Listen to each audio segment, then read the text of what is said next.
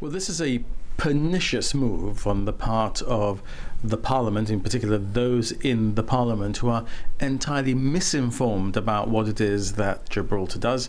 This is not the FATF that's done a critical x-ray of Gibraltar, has identified some areas which required attention, has helped us and held our hand whilst we've given that attention to those areas. We felt we were already beyond the threshold and we should never have been on a grey list. They felt that we should be on a grey list for a short period of time. This is different. This is a pernicious attempt by the Parliament and different parliamentary groups in it to use this moment to highlight their own issues with different jurisdictions. I'm not going to talk about the other jurisdictions, but I can tell you that in relation to Gibraltar, in a way that was entirely wrong, unfair, and based on lies and prejudice, not facts and reality. Is this, because we understand that this has been spearheaded by Spanish politicians, is this perhaps something that you interpret as an act of bad faith from Spain, particularly at a critical time when this treaty is at its final stages of being negotiated? No, not at all. I don't interpret this as being an act of the Spanish government. In fact, I can tell you unofficially there have been contact between us.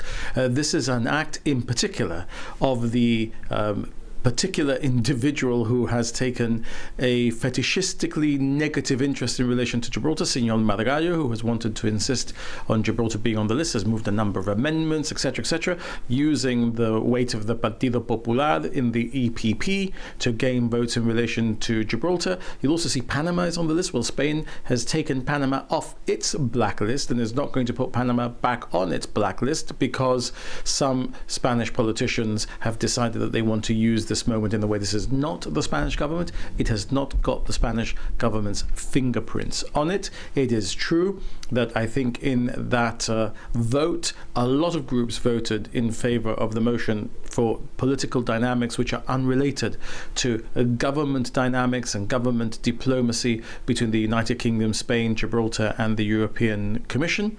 But I attribute absolutely no bad faith to the Spanish government in respect of this matter. I suppose this is one of the consequences of being out of the European Union, that there's no British bloc in there to fight Gibraltar's case.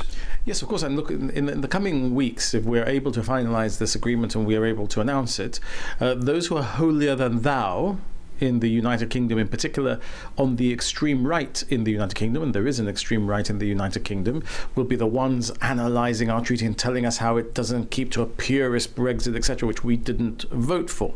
They are the ones who are actually responsible for what we are having to go through. They are the ones who ensure that the United Kingdom no longer has a voice in the European Council, in the European Commission, or in the European Parliament. And in fact, ironically, it was the Matthews case which determined that the European Parliament was a legislature, because indeed it was also the United Kingdom that would not allow us to vote in elections to the European Parliament. So let's be very clear that this is a consequence of Brexit. We would never have been anywhere near this list if Brexit had not happened, because you could not have a territory of a member state on that list, in particular a territory of the member state which was part of the European Union, as Gibraltar was under Article 2274 and its later incarnations. So purely a result and consequence of the Brexit that has been visited upon us by those in the United Kingdom who now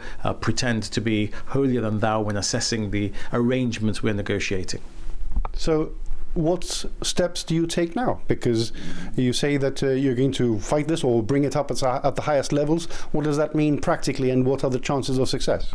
So there is going to be a European parliamentary election now. The Parliament will change. The Commission, we understand, will not accept the view of the Parliament. It will insist on its position. In order to insist on its position, it needs to retable its position, and then that has to go to the Parliament again, differently constituted, and we expect that there will be a different resolution and that Gibraltar will be removed from the European Union's grey list, as the Commission have insisted that they want to see pursued. So I have no doubt that this is literally a blip, and one day we might even reflect historically and think this was Margallo's last stand.